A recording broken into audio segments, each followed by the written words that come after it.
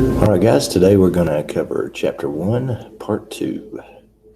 So let me turn on the screen here.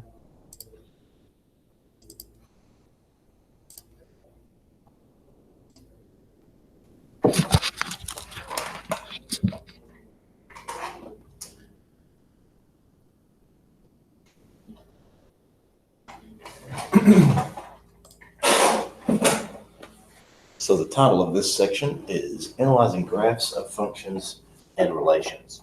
So we're going to look at the graphs of various types of functions and relations and see what we can infer from those graphs. So some definitions. First of all, zeros and roots. This is an interchangeable definition. In other words, they both mean the same thing. And they're just the x-intercepts. In other words, where the graph crosses the x-axis. The next definition is line symmetry. And that's when a graph is symmetric about a line. So in other words, if I drew a line on the graph, a certain line, the graph would have symmetry around it. Point symmetry, as you might infer, is when a graph is symmetric about a point. And I'll give you some graphical examples. So that's kind of hard to understand just by the definition itself, but I'll give you some examples. And here will be our first example of line symmetry. What we call an even function is a function that has this algebraic quality. F of negative x equals f of x. So that means the graph is symmetric about the y-axis. And so the y-axis here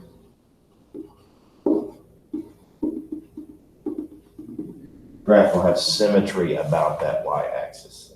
That's what we call an even function. This is an algebraic property it must have in order for that to be true. And this is what the graph might look like. Any kind of symmetry about the y-axis indicates a function is what's called an even function. An odd function has the following property. Erase that bit, that's going to be confusing. Okay, so an odd function will have f of negative x equals negative f of x. And this is going to force it to be symmetric about the origin. So origin symmetry means 0, 0, the origin. The graph will be. At this time, if you would please use the email list of 11th grade students. Identify those who have completed device agreement form. And if you have any students on the list who are in need of a device, you can send them to the comments at this time. Thank you. The graph will have symmetry about the origin. And you notice I have some points in Q1 here, and they have analogs in Q3. So the graph is symmetric about the origin. That's what we call an odd function.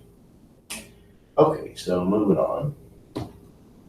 First example, estimating function value. So here we got a graph. We're going to estimate a function value based on the graph. So the function f of x equals negative 5x squared plus 50x approximates the profit at a toy company where x is the marketing cost and f of x is the profit. So both costs and profits are measured in tens of thousands of dollars. Use the graph to estimate your profit when marketing costs are $30,000. So first of all, let's look at this graph. This is kind of interesting. So there's a sweet spot clearly for the marketing costs in this case. You spend any more than that, it doesn't really do any good. And it can often even have a negative consequence for your product. Have you ever seen a commercial so frequently you're kind of sick of it or whatever, and it makes you maybe hate the product? So I think maybe this graph indicates that being the case. So anyway, we're worried about 30,000. Remember that these are in 10,000s. So this x-axis is in tens of thousands. So this would be 30,000, this point on the x-axis. If we go up to the graph, that's just over 100,000. So let's estimate it at about 110,000. So f of 3, which is going to be 30,000 in marketing costs, is about 110, and that's in tens of thousands as well. So that would equate to 110 times 10,000. So anyway, that's our estimate based on glancing at the graph. And then it says to confirm your estimate algebraically. So f of 3 exactly is going to be -5 times 3 squared plus 50 times 5. And remember PEMDAS. So that's -5 exponents first times 9 plus, and then 50 times 5 is 250. Like so. So that's, oops, should be a 3 there. Let's go back and fix that. So I don't know if I couldn't read my own handwriting or what there, but I wrote a 5 in there. That should be a 3. Okay, now we're on track. -5 times 9 plus 150. So that's -45 plus 150, and that's 105. So we guessed it would be about 110 by glancing at the graph, but really it is 105. Okay. Next example. We want to know where it's about 1,250,000 in 10,000s. So that would be 125 on the graph, which would be right here. We want to know where the Y value would be 125. So that looks to me like it occurs right here at X equals 5, or $50,000 of marketing cost. Because remember, both axes are in tens of thousands. So I'm guessing f of 5 is going to be 125.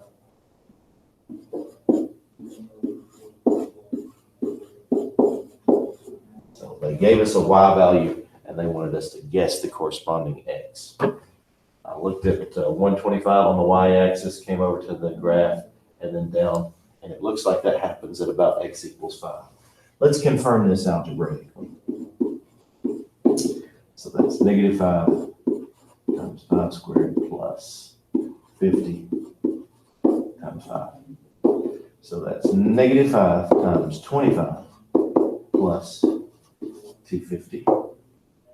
So that's -125 plus 250, which is positive 125. And that confirms, so we were right with our guess. Exactly right in this case.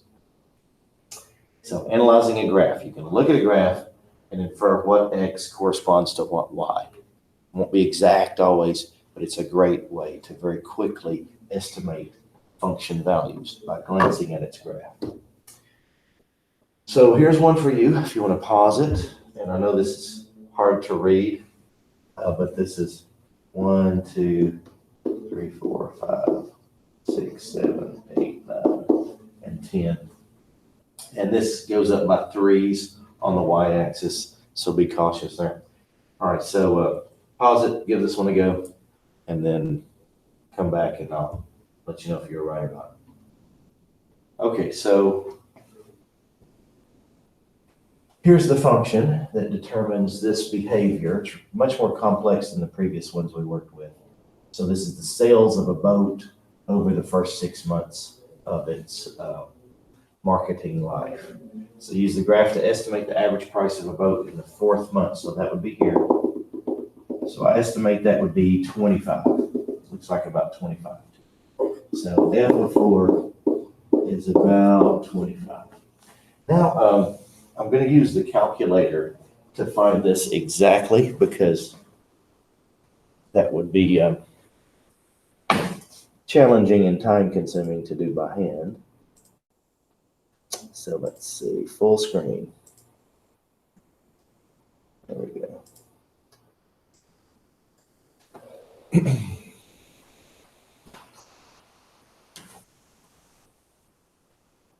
So we guessed it was 25. So what we need to figure out is negative 0.325 times, and 4 is what we're concerned about, the 4th month. So 4 to the 3rd power. And then plus 1.5 times 4 squared plus 22.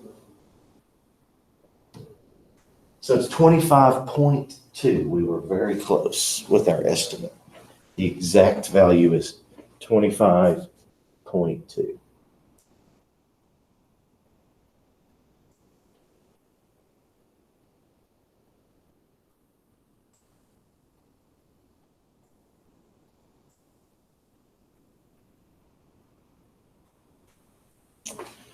So f of 4 exactly is 25.2, found by the calculator.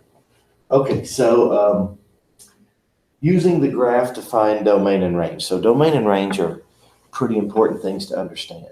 Domain is a list of every possible x value that the function can accept as an input. And range is a list of every possible y that the function can have as an output. So if we look here, there are constraints in both the x and the y. So to find the domain, think about it like this. What if I squished the graph down to one horizontal line? What x values would be represented? Do you see how it would be starting here? Everything that's to the left. So this is the first x value that's defined going from right to left, and then everything on this side of it is defined. So that's everything less than 1, 2, 3. So I would say the domain of this function is going to be x is less than or equal to 3. Equal to because it's a closed dot. If this were an open dot, that would just be x less than 3. And we can write that in set builder notation to help reinforce our previous learning. Now the range. So the range, if I squish this down to a vertical line and considered only the y values, you see how it would be defined here? And everything below here.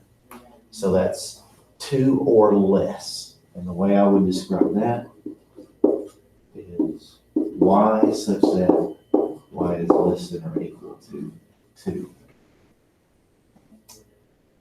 So that's my best guess based on this graph. Can't be absolutely certain without the algebraic relationship that this graph is derived from. But we can make a great guess based on the graph, and that would be my guess. So here's a funky one. This is a piecewise function with a disjoint discontinuity, a jump discontinuity here. So that's going to create some weirdness in both the domain and range. So pause it here, give this one your best effort, and then come back and we'll see if you figured it out. Okay, so domain. The valid x's. See how I would have an open dot here, and then everything to the right would be defined. What about this point? Well, it's defined up here. And then every subsequent point is defined down here. So as far as the domain is concerned, that's not a break. That's not a discontinuity in the domain. It is in the range, but not in the domain. So the domain is everything greater than -3.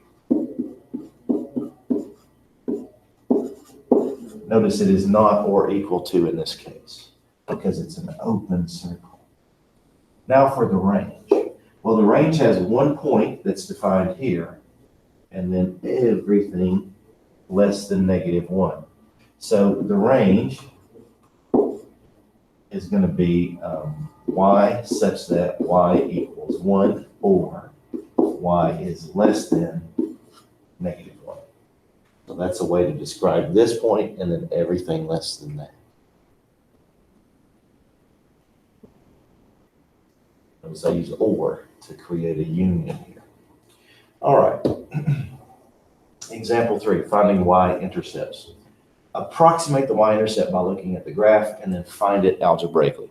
Finding y-intercepts for functions is pretty easy. You just plug in 0, because anywhere there's a y-intercept, the x value will be 0. We'll guess first by looking at the graph. Looks like this happens at +4. So I'm going to say the y-intercept is approximately 4. And then if I find it exactly over here, I'm going to find the function's value at 0. So that's 0 squared minus 4 times 0 plus 4. 0 squared is 0. 4 times 0 is 0. Plus 4. So That is 4. And our estimate is correct. So just plug in 0 in order to find a y-intercept. That's always going to be the case.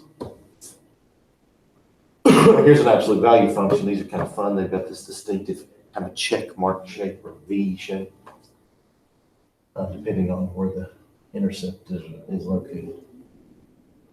All right, so use the graph of this function to approximate the y-intercept, then find it algebraically. So same as last time. Here it looks to me like the y-intercept is about -1. That's my guess. Now let's find it exactly. G of 0. So that's going to be 0 plus 2 in absolute values minus 3. 0 plus 2 is 2, so the absolute value of 2 minus 3. And then 2 minus 3, or -1. So -1 is correct. Our estimate was good. All right, next example is one for you. Once again, pause the video, give this a go, and then push play and see if you got it right. All right. So the y-intercept looks like it happens at +2 to me. But let's check it. So that would happen at f of 0. And so that's going to be 0 to the 4th power minus 3 times 0 squared plus 2. So that's 0 minus 0 plus 2, or 2. So 2 was a good estimate. All right, hopefully you got that one right. Next example, example 4, finding zeros, x-intercepts. This time, not y-intercepts, x-intercepts. A little more challenging to find algebraically. And for functions, there could be more than one. There's only ever one y-intercept for a function, lest it violate the vertical line test. So, but there can be multiple x-intercepts for higher order functions. So here we see there are 3 x-intercepts. Looks like it happens, so the zeros look like they happen at -1, 0, and 1 to me. Now let's find it algebraically. So f of x equals x cubed minus x. We're going to solve this by factoring and zero product property. So first of all, I'm going to factor out the GCF, the greatest common factor. At this time, please identify any 10th graders on your device agreement forms on your 10th grade list that was emailed out. If you have any of those students who have need for advice, please send it to the Commons at this time. Thank you. So I use the GCF to factor out the x, and now I'm going to use the difference of squares shortcut, which tells me a squared minus b squared is going to equal a minus b times a plus b. So that's just a little shortcut that I'm going to use. X squared is a perfect square, and 1 is a perfect square. So 1 is 1 squared, meaning I can write this as x minus 1 and x plus 1. Now where the zero product property comes in, ZPP. So ZPP tells us that if these are going to equal 0, because we want the zeros of the function, where the function's output is 0, the x-intercepts. So to solve this equation, we'll say x equals 0, or x minus 1 equals 0, or x plus 1 equals 0. So once we have it fully factored, we set each individual factor equal to 0 and solve each. So this one's already solved. This is going to be x equals 1, and this is going to be x equals -1.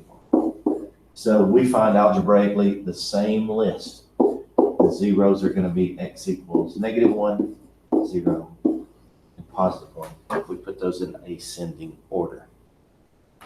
So we looked at the graph, we saw the 3 zeros appeared to occur at these, and then we confirmed that algebraically. So here's one for you. Pause the video, give it a go, and then come back. Okay, so it looks to me like the 0 occurs right there at the end of the graph that's visible to us. 1, 2, 3, 4, 5. So it looks to me like the 0 occurs about x equals 5. And it doesn't seem like it would possibly have more than the 1, the way the graph is shaped. So let's find its zero algebraically. So we need to solve 0 equals the square root of x plus 4 minus 3. Again, the function's output being 0 is what we're interested in. The x values that make that true are the zeros of the function. And here I should say approximately, because we're not sure yet, are we? So we're not absolutely sure yet. So the first thing we want to do is add 3 to each side. So 3 equals the square root of x plus 4. So once you've isolated the radical term, you want to undo it by taking both sides to the power of its index. In this case, it's the square root. So we want to take both sides to the second power. We've got 3 squared, and that's going to equal the square root of x plus 4 squared. So you do have the potential for what's called an extraneous solution when you square a root like this. So you do have to plug your answer back in and make sure it works. It doesn't create a negative under the root. So 9 equals x plus 4. Subtract away 4, and 5 equals x. So that's our potential solution. I'll plug it back in here. 5 plus 4 is 9. The square root of 9 is 3. 3 minus 3 is 0. It does work. So test your answers if you square both sides like this, just to make sure that you haven't arrived at an extraneous solution. So our 0 estimate is confirmed. Tests for symmetry. So I already talked to you a little bit about this, but this is in your text, and it's a graphical representation of those symmetries we discussed earlier.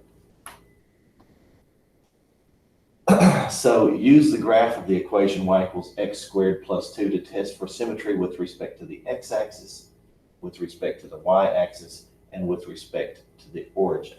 So the test for the x-axis on the previous page, it said replacing y with negative y produces an equivalent equation. So if I replace y with negative y, it would have to be, and if I say,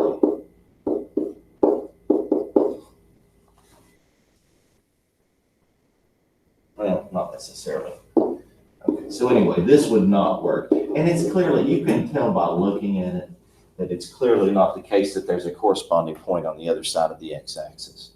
So replacing y with negative y would not be true. So if I say negative, I multiply both sides by negative 1, I get negative y, and then negative x squared plus 2. So negative x squared plus 2 is not equal to x squared plus 2. So these are not the same. And so we can say it is not symmetric to the x-axis. But again, we can tell immediately by looking that there's not a corresponding point on the other side of the x-axis. Now the y-axis, I will use the test for evenness. So is it an even function? In other words, f of negative x, does that equal f of x? So we can test that. F of negative x is going to be negative x squared plus 2. And does that equal x squared plus 2? Well, yes, it does, because negative x squared becomes positive. A negative times a negative is positive. And so these expressions are the same. And this is true, meaning it does have symmetry to the y-axis. So the y-axis symmetry is present. And then symmetry to the origin would mean that f of negative x equals negative f of x. These are the tests I like to use for y-axis symmetry and then origin symmetry. The test for evenness and oddness. So is it odd? Well, it can't be even and odd, so we've already excluded that possibility. But let's go through the motions here.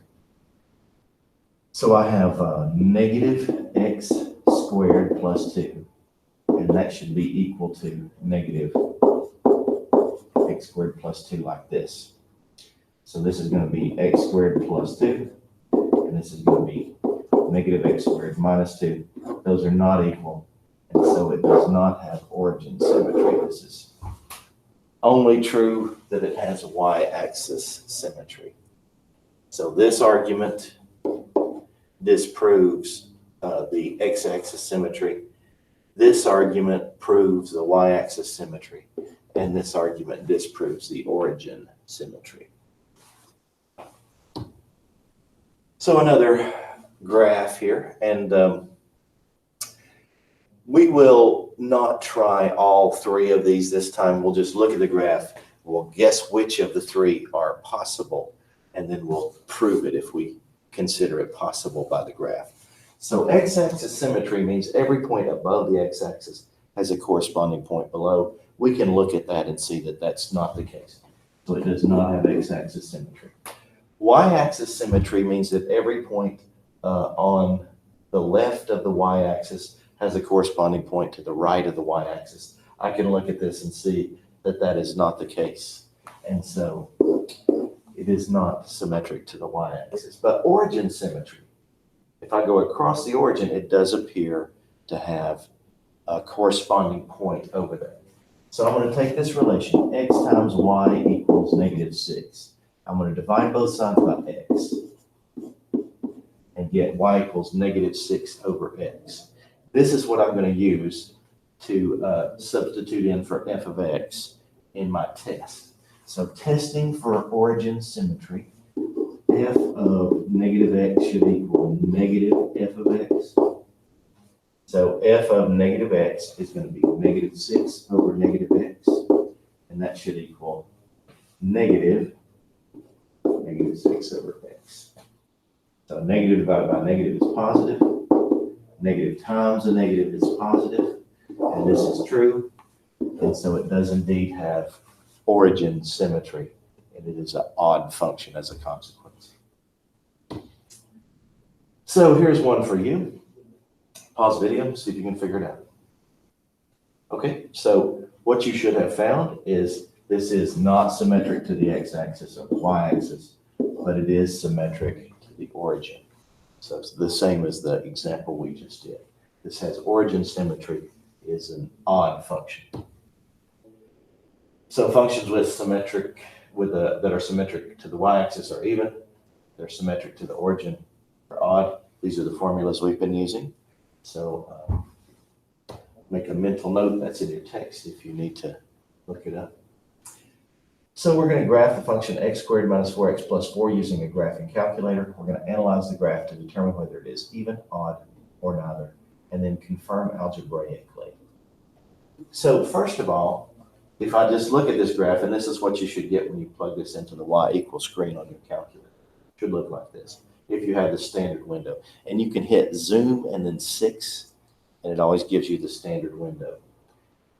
So what I notice is there is no origin symmetry. There's no corresponding point on the other side of the origin. So I can tell by looking at the graph that it's not odd. I don't know about evenness. I don't think so. There's points on both sides of the y, but they don't seem to correspond. But we'll test just to make sure. So f of -x should equal f of x, if it's even. So we think it could be, there's points on both sides. Who knows? Let's test it and see. So that's going to be -x squared minus 4 times -x plus 4. So that's the f of -x part. Let me bring this down just a bit so that it's not in our way. There we go. Okay, and that should equal, if this is true, x squared minus 4x plus 4. So this is going to be x squared. Negative times a negative is positive. And here, x squared minus 4x plus 4. I see a difference here. Those are not necessarily equivalent. So this is not even either. In fact, it is neither. So we thought it might be even, but we disproved it. We could tell by looking that it's not odd, and so it must be neither even nor odd. So looking at this function, no way it's odd, because think about folding that over the origin. It's not symmetric to the origin. It does look like it's symmetric to the y-axis. So it looks even to me, possibly even. let's test it and see. So f of negative x should equal f of x. So that's going to be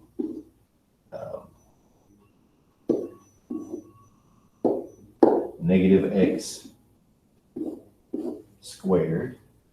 Notice I'm using parentheses here because you're plugging in x, negative x for x, and then squaring it. And this parentheses indicates that it's happening in that order. And that should equal x squared minus 4. Negative x squared is positive x squared. So negative x times negative x is positive x squared. Minus 4 equals x squared minus 4. That's true.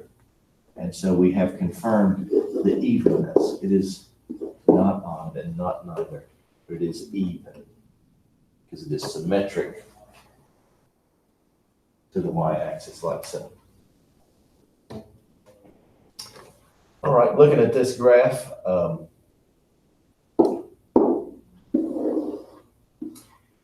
so symmetric to the y-axis. No, you see how it's a different shape on this side than it is on this side?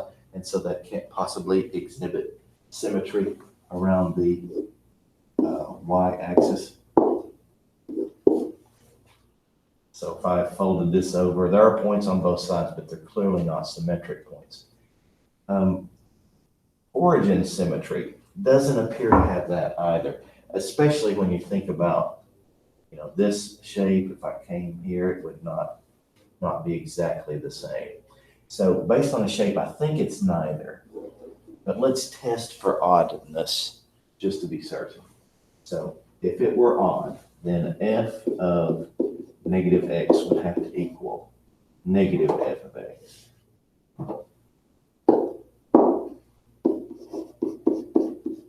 So let's test that and see. And it is negative x cubed minus 3 times negative x squared minus a negative x, and then plus 3. So that's the left side of this equation.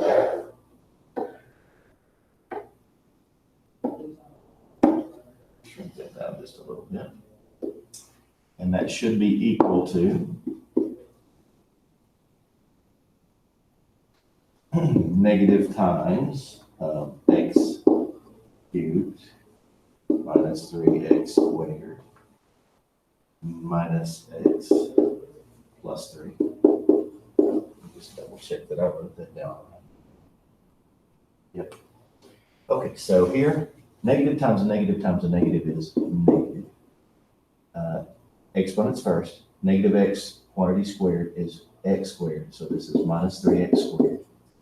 Negative times a negative is positive. Over here, negative x cubed plus 3x squared plus x minus 3.